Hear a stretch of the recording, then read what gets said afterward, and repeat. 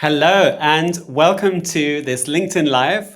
This is hosted by myself, Nick Hall, and I'm really pleased that I'll be joined in just a moment by James Berzins from TXGB. He's the managing director, somebody who I've got to know very well over the last couple of years and is doing a fantastic job rolling out TXGB across the UK.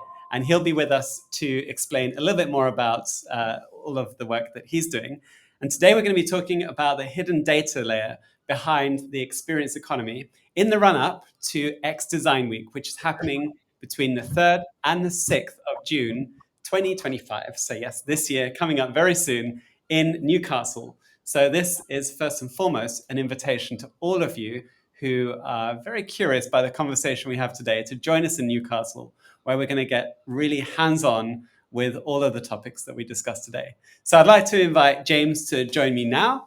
And James, it's great to have you with us. Thank you for joining and making the time to jump into this, I'd say, a little bit challenging topic, as it's something that I think we all want to do better on, but many of us struggle with. Now, you recently published a collaborative article, an interview on the digital tourism think tank, so on thinkdigital.travel, giving your views and giving your thoughts on this entire space, which you are really definitely one of the experts in.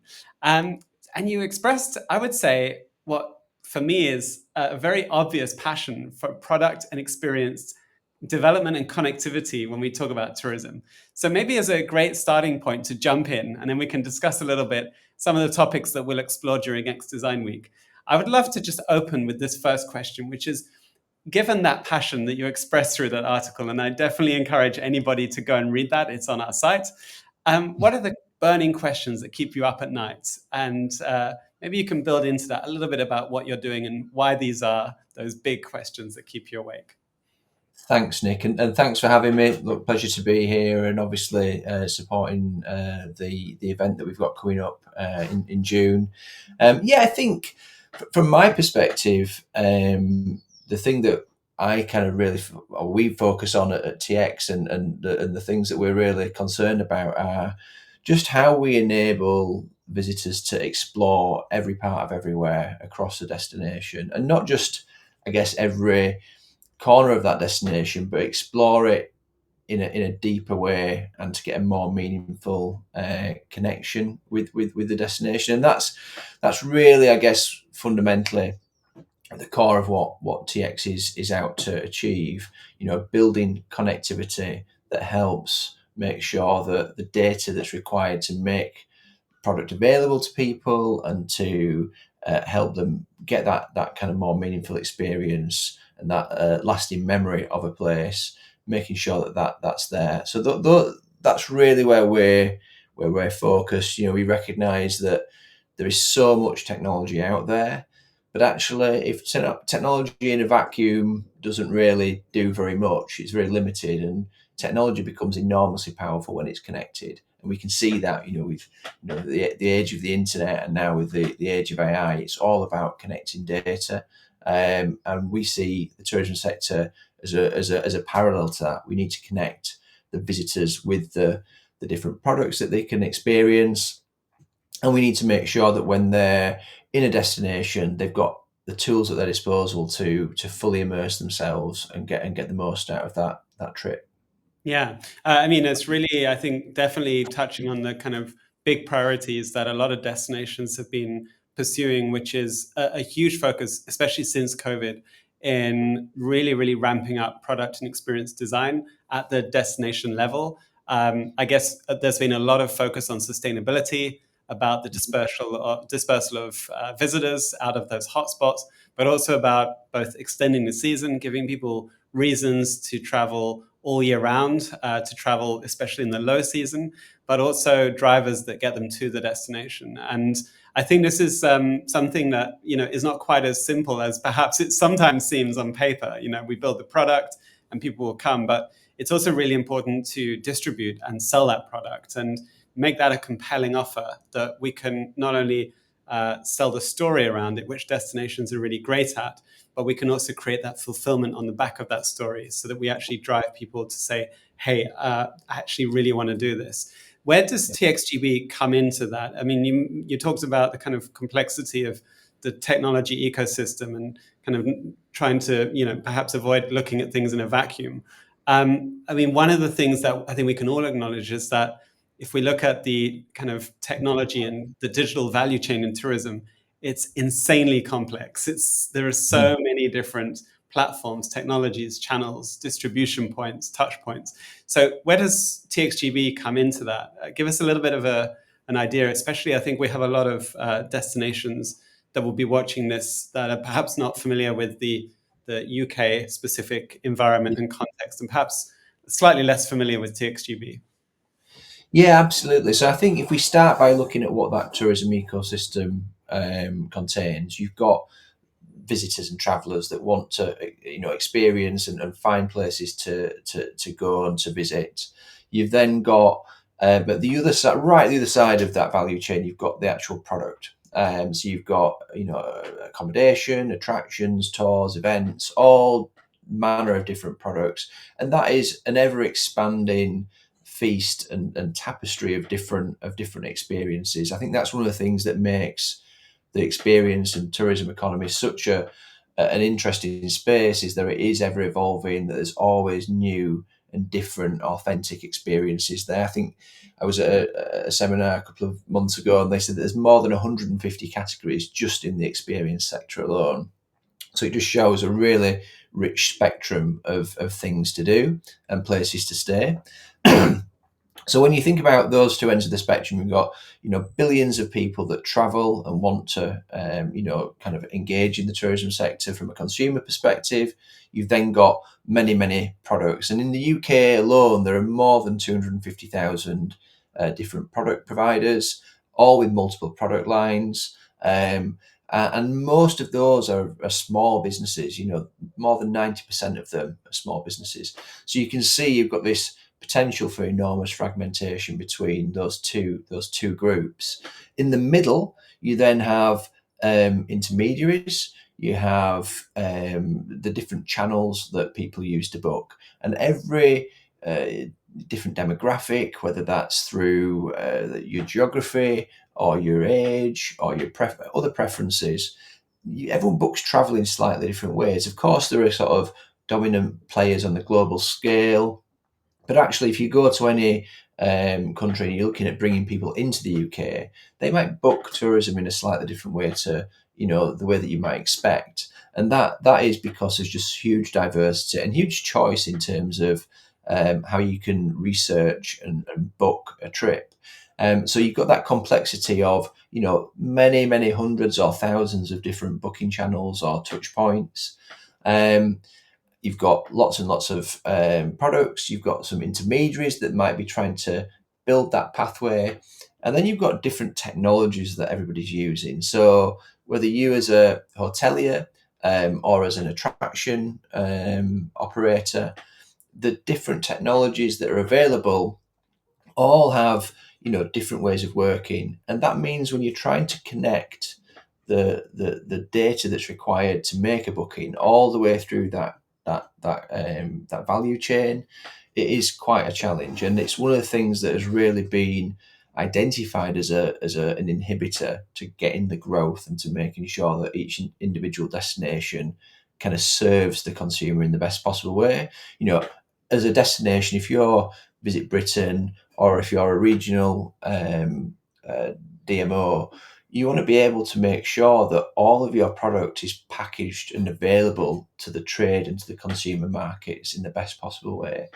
And I guess when you boil it down, that's really what TXGB is looking to do. It's looking to create infrastructure that connects all these moving parts and allows that freedom of trade, that collaboration, and gives room for innovation across that network. So we describe it as an ecosystem. We think it is an ecosystem that historically has been quite disconnected and has relied on kind of either direct connections between parties or lots of intermediaries, and that creates quite a tangle of complexity. We want to try and democratize that, and that's what we've been working on now for a number of years by connecting all ends of the spectrum. So we connect the supply side, we connect the distribution side, so the resellers and the OTAs and the different forms of channels that emerge. And we also connect the line of business systems that businesses use to run their business. So we're not trying to drive people to change their systems or to even really adopt new ways of working. We're saying, actually, can we just connect everything so that you've got more opportunity between it? And the other thing that we do is we work with destinations as well. We work quite closely with them to make their campaigns bookable, because we think that actually that's a really, really important facet of that. They're one of those real key touch points in the chain that don't have historically the ability to create bookings for businesses. And we want to also make sure that the data that we can collect and we can deliver to destinations helps them manage and market their destination in a better way. So if you imagine, a bird's eye view of all of that tourism ecosystem and how everybody's working together and those trades and how they're happening, at the moment that data is really, really hard to get to without something like TX, and that's really where we help Visit Britain and other destinations build insight that can drive better outcomes in the long run.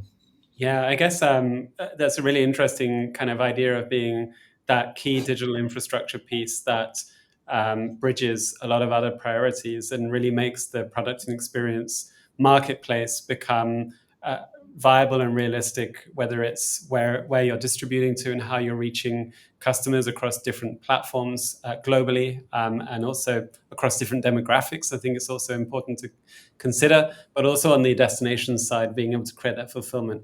I think there is, there is something that's really clear, is that the position that TX is taking on is really also as a trusted partner of the industry. So not just being a technology and a solution amongst a choice of solutions. Let's see that there is a lot of different ways in which you can connect and distribute. But I think it's really having that single source of truth for the whole industry and the data value that creates all the way through to the fulfillment. And I think that's what makes this really interesting. Destinations are always looking for ways to leverage data, and not only from an insight perspective, but also in terms of building really innovative, bold solutions and integrating then things like bookability into those, even where there's maybe upsell opportunities. So I think there's definitely a lot of untapped potential, inevitably, in the huge capability that you're able to bring people. One of the things you mentioned was kind of, you talked a little bit about technology, you used the word tapestry. And I have to say, this is a red flag for us when it comes to AI. I can see, James, that you're human. It is the real you. It's not your avatar. So I'm going to trust that that was really you that said that. It was your own words. But obviously, we're all using AI on a day-to-day basis. I think we can accept that. Most of us have experimented with it to some degree, pushing it further. But one of the things you mentioned in your article was about AI tooling, and I thought that was really interesting because maybe it opens the question of how far have most of us really stepped in to using AI, and where do we kind of see this space heading? So I'd love to know your thoughts in terms of how brands, how destinations, and especially at the product level, can really strengthen their relevance using AI, and whether you see that as a risk as well, as we see AI isn't just the opportunity at a tech level, but it is certainly changing consumer behavior. I mean, you only need to ask the average 18-year-old how they made a decision, about a visit to a city, and they will almost certainly tell you they turn to ChatGPT. So what are the implications of this when we think about the product and experience landscape? Well, yeah, AI is here, right? It's here and it's evolving, and I think it's changing and disrupting just about every industry and every market. And so tourism is no different. I think one of the things that is kind of true of all technology is that it's a tool, right? It's something that you can use to deliver a purpose, to deliver an objective. And I think, as humans, as real humans, not artificial beings, we have the choice of how we use that. And I think that is still a choice that's in our hands. There's a book that I read called Nexus by the chap that wrote *Sapiens*, and it's really, really, really fantastic read for anybody that's interested in, I guess, the deeper understanding of AI and where it's heading and what the challenges are that we might face. And it talks about, the fact that a tool can be used for good, it can be used for bad, and it can be used for, very mundane and benign things. And I think it's really our duty to use it for good. And I think there's so many great applications in the tourism sector. When you look at the different participants, we just talked about all those different participants that we work with. On the operator side. So if you run an attraction, an experience, a hotel, or any kind of product, there are so many use cases for AI, either in maybe optimizing your kind of workflows internally, but actually in terms of delivering a better experience. I saw an article last year about, I think it was a Cambridge zoo or Cambridge University Zoo Department of Zoology or something, and they were using AI to make the exhibitions that they had speak to people and have a voice and kind of unlock a whole new way of engaging with an exhibit. And that's one example, but it's a great example of how you can really add another layer to the visitor experience. You can level up from where you are, and actually, I think historically leveling up and creating new value has required an awful amount of effort. Like a lot of maybe months of work to get somewhere. And I think the AI shortcuts a lot of that if it's used properly. And I think that's a really, really interesting thing. And it means that the variety can be there. I mean, we know that, people will visit somewhere, and then if it doesn't change and if there's nothing new, there's no new offer, then they might not go back. I think if you look at the power that AI has, it has the ability to help attractions and things to do keep on evolving and keep their offer fresh and drive people back to their attraction or their business. I So I really think love. there's Yeah, there's sorry. Carry on, carry on. I'd love to hear what you were about to wrap up with there. I was kind of wrapping up, so yeah.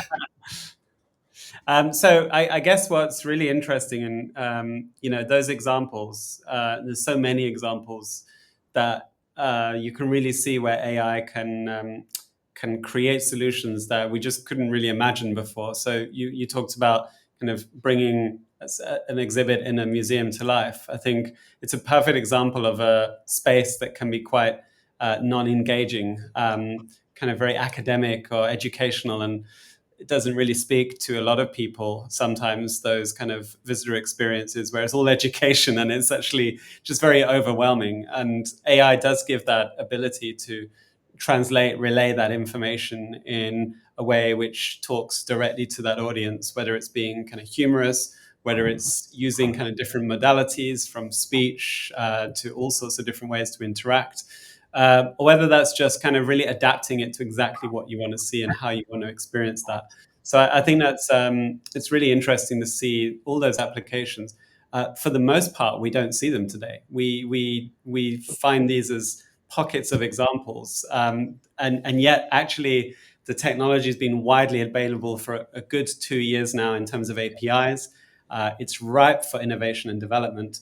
And that's really what X Design Week is all about. It's really about creating space around the talks and the discussions to explore and ideate how we can build really interesting solutions and applications, strategies, and really, really get hands-on with that. So I'm personally really excited to see the ideas that come out of that. I guess if we keep with AI for just a minute, I guess the other aspect is data.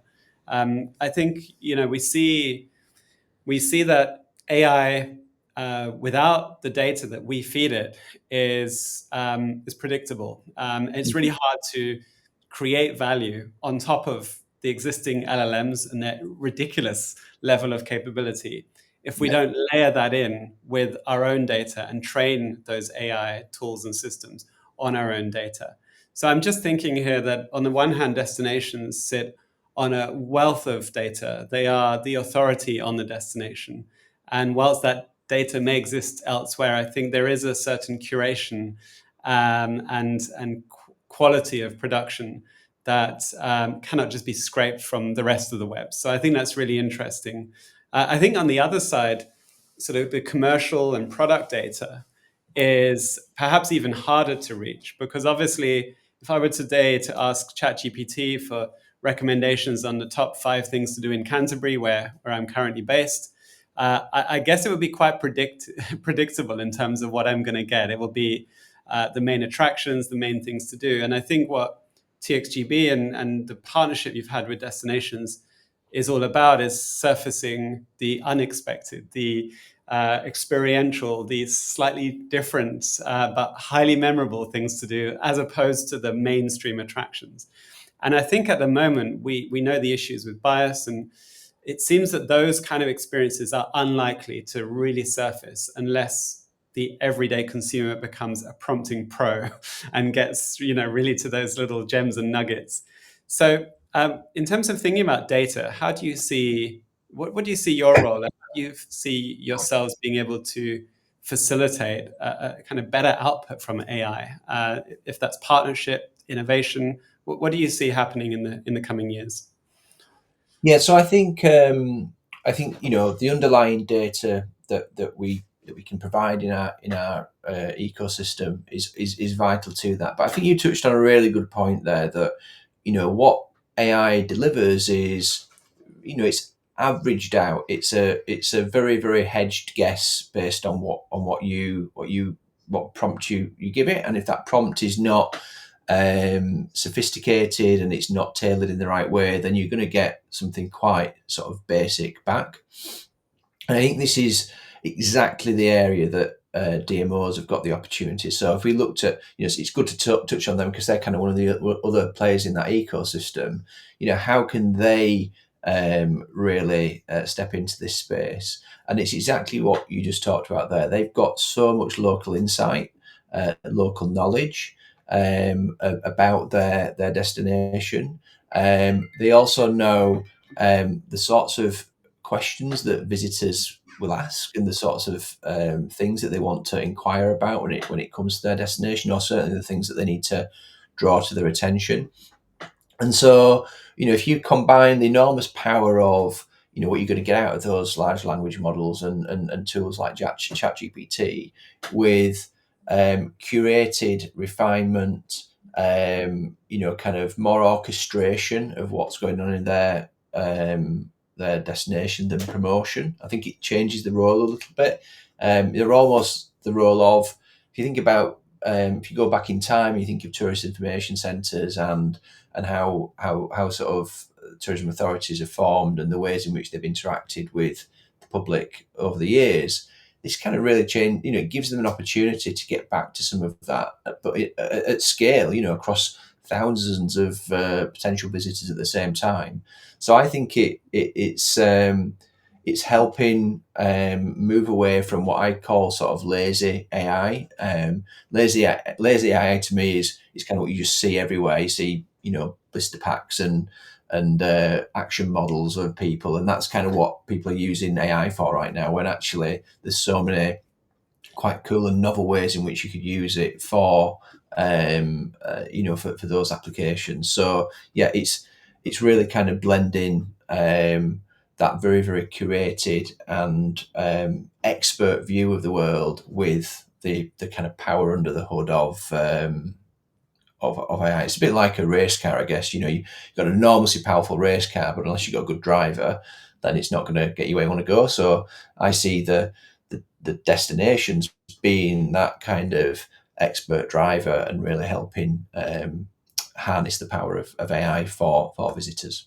Yeah, although I think you've got to love the AI action models that everybody's doing right now. I think we're all having a bit of fun with that. I've been seen less video versions, but there are also some really really cool video ones. So I guess it's also an example of one or two decide to push the boat a little bit further. I think Waitrose recently did a video version of their Waitrose avatars. So I mean, every brand can think a little bit further down the line and how to push that. Well, one of the things you mentioned in your written interview with us was that it would be like a really good starting point for every business is to think about a service blueprint. And I really love this idea. I have to say, I've never really kind of stepped back and looked at that in the way that you described it. So it Mhm. seems like a really sound suggestion. But if we put that into practice, and also knowing that many businesses, especially smaller businesses, really struggle to put time aside to plan and think strategically. They're kind of always running after the next kind of urgent need. It's very tactical and ad hoc. How Yeah. do you kind of tell me a bit more about what your thoughts are there, and especially the kind of digital ecosystem around that? Yeah, so I think at its core, businesses need to really start with what they're trying to achieve and what their purpose is, and once you've got past that, there's kind of like a what's next moment. How do I start to correlate that with what I'm actually going to do, and how my experience, my product is going to work. And I think a way to think about that is the service and what service you're delivering to the customer. And so, starting with the customer, starting with their needs and the journey that you're trying to bring them on. This idea of user journey, I think, has been around, and it's there's that phrase, I think, has been in people's consciousness now for some time. Certainly since the dawn of the internet, people started talking about user journeys and the sort of omni-channel journey that people go on when they're going to interact with you as a business, as a brand. Um, but the theory of service blueprinting, I think, really takes that to the next level, and it talks about it gets down to how that experience is being delivered. And I think that's really, really important because that's kind of where the rubber hits the road and makes an idea that's really good actually happen and be delivered to the right standard across all aspects of that experience. And so the theory is, you've kind of got that top level, that front stage of the user experience and what those different touch points are, what that expected experience might be. You've got below that, if you sort of peek behind the curtain, what processes and things are going on by your team and the systems that you've got to make that to deliver that service to the user, and to deliver that experience. And then kind of what does that all sit on? What are the foundations? So that next level down is the foundations, the technologies, the process, the policies. And if you think about the service that you're delivering in across those different layers, and you map it out, you can then test that. You've kind of got a blueprint of your operations, and you can start to look at where are you succeeding, where are you creating the kind of delight and the experience that you really want to deliver for people, but also where are the pain points, where's the friction. Now that might be, causing operational inefficiency. It might be causing damage to the user experience. But you've got a map that you can pinpoint, and you can then start to flag those pain points. And it just gives you a way to iterate and improve the service over time. No service is going to be perfect, and you're not going to change a service from being, a 1 out of 10 to a 10 out of 10 overnight. But you can start to find those incremental steps to improve where the high value, sort of low hanging fruit is, and how you can really start to get to grips with it on a really granular level. So I think service blueprinting is such an essential part of businesses of all shapes and sizes. It doesn't really matter what kind of business you are. You start to understand the architecture and the way in which all the different component parts of your organization work together. Great. Yeah, I think that's definitely something we maybe even can consider bringing into the design sprints. I think it would be great to look at how a service blueprint could be, kind of what that could look like, but Yeah, also kind of put it to the test. So you're giving us some ideas there that I think we might incorporate right into the heart of X Design Week, and really maybe have a hypothetical business to work with as a way to look at that. Because absolutely, this is something that I think every business can really benefit from, and I really see this as something that should be stuck up somewhere really prominent, and that they revisit that all the time. And they do kind of look at and use that iterative process. I think also destinations can also consider, maybe from a slightly different perspective, the value of that as well, where they're really focused on where they're creating value and what success looks like, rather than just telling their story or just promoting a destination, but actually, where do we want to drive people and how do we want their experience to look, not only from a campaign but all the way through. So I think that's a really interesting perspective. I think the mhm. last discussion point for today, and then we'll tell our audience a little bit more about X Design Week and what's coming up. The last thing I wanted to really put to you is a little bit about social commerce.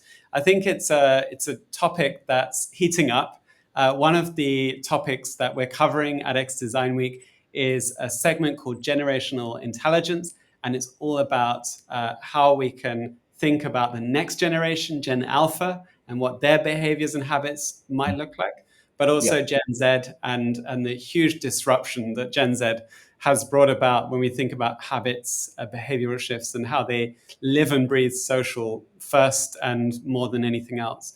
We've seen some really great examples, especially with TikTok Shop, of how FMCG goods can just, they can move them so fast, and we see influencers and creators really playing a key role here. Obviously, in travel and tourism, it's a very different space. But if I think about my own first-hand experiences of maybe visiting a city and deciding on the day or the day before what I want to do and maybe what I want to book, it does seem that that social space is ripe for conversion, not only inspiration. I'd love to know what your thoughts are here. And do you see that as something that will be happening, or are we still kind of not at that stage yet? Yeah, I mean, I absolutely agree that it is ripe for conversion. And I think, like you say, we've seen that sort of influencer space succeed and take over, parts of that top of funnel when it comes to promotion and marketing. Um, but how I see it is as moving towards a sort of consumer to consumer landscape where you can every trip is a story. You're creating these stories, and you're sort of selling the dream of what you've experienced, and every story then becomes another journey. And you might take that journey on in its sort of cut and paste form. You might say, well, what did they do? How did they get there? What experiences did they have? And I want to kind of create that same itinerary, but you're going to add to that story as well, and then you're kind of able to share that. I think that's where we see it's a little bit more complex in travel, like you say, than it is in just any kind of material goods. If someone's got a new, I don't know, sweater or a new gadget, then that's easy to go away and buy. But to plan a trip and to experience and to try and recreate that experience, or build on it, is that much more complex. It's a higher involvement process through the sales cycle, but we can see how that could be stitched together and enable that sort of sphere of people on social media to be able to package and to promote those packages, promote those itineraries, and make it so that other people can follow on and can follow in their footsteps. But I do think that we're a little way off that right now. I think there's some work to do. It kind of falls back to our kind of key principles around connectivity, but the ability to create itineraries and to promote itineraries, even as an individual, there's a lot of regulation in that space, and some of that regulation is likely to change in the UK soon. But we can see how, you know, um, there can be partners to enable that kind of packaging. We're working with a company called Chaperone, who are looking at doing this with destinations. How do you create kind of an app that allows people to create these packages and itineraries, and share that. We're speaking to some destinations that are really keen on developing that whole itinerary space and that whole idea of consumer to consumer, but also business to business. So, businesses being able to promote each other within a destination as well, because they naturally do that. When a visitor goes to a destination, I was at the conference. It's all around pubs, and they said a lot of their publicans get asked what to do in that locality. So they're already giving those recommendations and helping people build itineraries. But technology can do more to enable that and make it easier. And I think we're going to reach a point where consumers can book a trip, they can share that trip and all the different eventualities of it, and that can be then easily rebooked. I think that is not too far away if we can bring the right parties together to deliver it. Yeah, and I think you really mentioned something quite interesting, which is the value of personal recommendations. And we kind of tend to always think about social space, and we've discussed this for many, many years now. But I think also there's human one-to-one recommendations, whether it's through chats, messaging, friends and family. And what we don't really create today are opportunities to convert on those conversations. There's actually mechanisms in place for content creators through kind of affiliate marketing. But it would be really interesting to see if actually the everyday publican can also make those recommendations and facilitate at least some sort of step forward in the customer journey towards taking action on that. I think that would be a really, really interesting space for innovation. And I think as well, sorry, Nick, just to sort of round off on that, throughout the last 20 odd years, when you're looking at digital, you're looking at conversion, when you can point the consumer in the right direction with authority and you can make it easy for them to book, then the conversion rate in those scenarios is always markedly higher. And so I think, kind of we can see how, some of the themes around high levels of personalization, high levels of influence and trust from other trusted individuals coming through, that will sort of change the way in which I think people look and book, and that's really quite interesting to see how that plays out over the next couple of years, really. Yeah, I only think then about myself as an Airbnb host, always recommending people to do the punting and a few different things like that. And then they sort of say yes. And then I'm sort of like pushing them. Yeah, if you just walk down the street, because I know that their website's really not good. I know that, WhatsApp puts me in a really difficult position where I'm coordinating for them. I think that's a great example of where actually that recommendation to helping guests make Mm-hmm. that decision could be simplified and really, really seamless. But that's where we need innovation. And that's where tech startups are just so important to realize that there's still many, many roadblocks and barriers that actually the startup ecosystem should be ready to kind of jump in on and find solutions for. And I know that you guys are really building really great relationships around there. So let's talk a little bit about X Design Week to close off. I think the first most important thing to say is that we're really proud to have TXGB as our experience economy partner. I think it's a great collaboration because one of the things that makes X Design Week really unique is the different communities that are part of that. And part of that offering means that any of TXGB's suppliers, partners, whether it's destinations, whether it's businesses, can benefit from huge discounts ranging from 25 to 75% off. And I think this is really good value when you factor in the discount.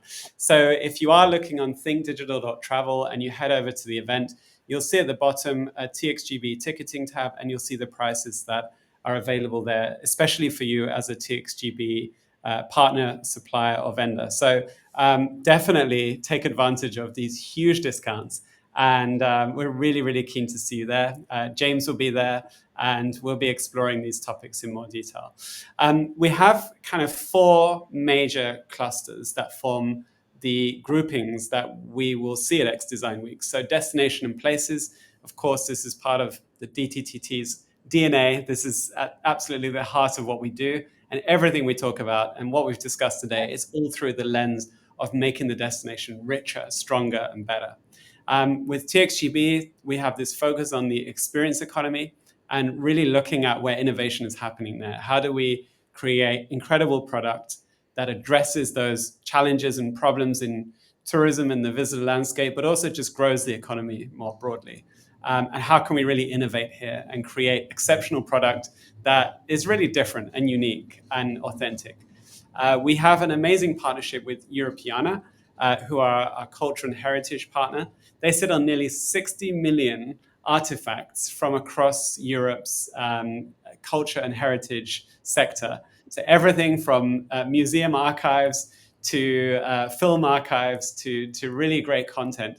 And that is just an enormous set of artifacts which are really, really just waiting to be leveraged in all of that storytelling. But I believe, and I think we have some hurdles to get there, but the most innovative will do it, also building those artifacts into product experiences to build a narrative around the experience. I think that would be incredible. Thinking about that punting trip I talked to you about, actually, if you could bring that to life with images and visuals which talk about how it used to look like and things like that. There's so many opportunities there if we use technology in a smart way.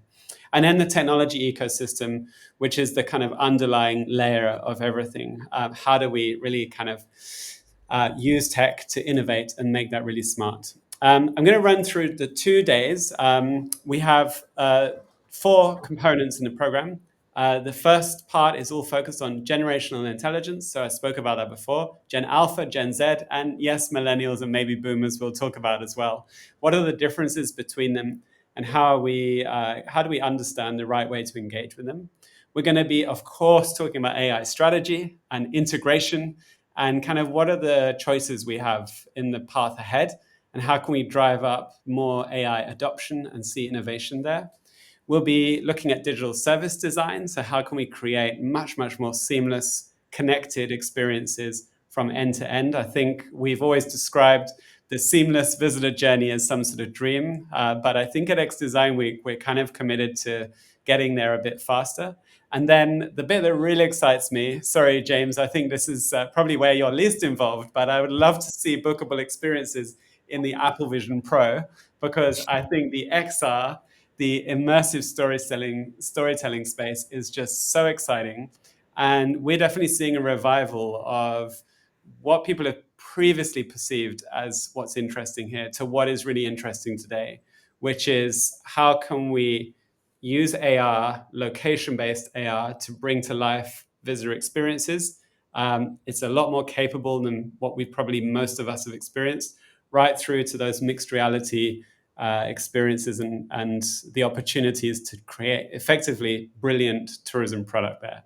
So that is the main program. The other thing which we're really excited about is we have 2 additional days. So we have a dedicated day called AI Impact Day, which is happening just before the main event. This is on Tuesday the 3rd. And here we're looking at video, image, text, and workflow. And we're basically working with a small group, so it's capped in numbers. And we're going to be pushing the absolute limits of what you can do, taking on board those everyday productivity roles, but really showing that the level we're using these tools today is really, really at the very surface, and we should be pushing them a lot further. So it's a huge upskilling process, but we also learn together. I think we can all agree that every time you enter a prompt into any kind of AI tool, you never quite know what you're going to get back. So there will be a huge degree of experimentation and learning in that. And then the other is the XR Impact Day, which we'll close off with, where we're going to explore all of the different capabilities and potential that I just discussed there, and actually just getting really hands-on with that as well. So that wraps up X Design Week. It's all going to be happening from the 3rd to the 6th of June. Do rush in and get your TXGB discounts. If you have any questions, we have a chat that's manned by people, real people. So you can always drop a message in the chat, clarify, ask any questions. I would love to hear from you. James, you'll be there, I hope. So James, maybe just to close off now on like a little bit more fun and informal. How well do you know Newcastle? And if the answer is yes, I hope you're not going to tell me you've never been. What can people expect? I am actually from, the southeast, so Newcastle is not somewhere I know that well actually. So I'm really excited. I've been there a couple of times, but I think you're a little bit closer, and you've probably been there a few more times than me. What can people expect? I am a little bit closer. Yeah, Newcastle's fantastic. The people make the destination. Everyone's so warm and friendly, and yeah, I think there's lots to do as well. You know, it's such a vibrant city.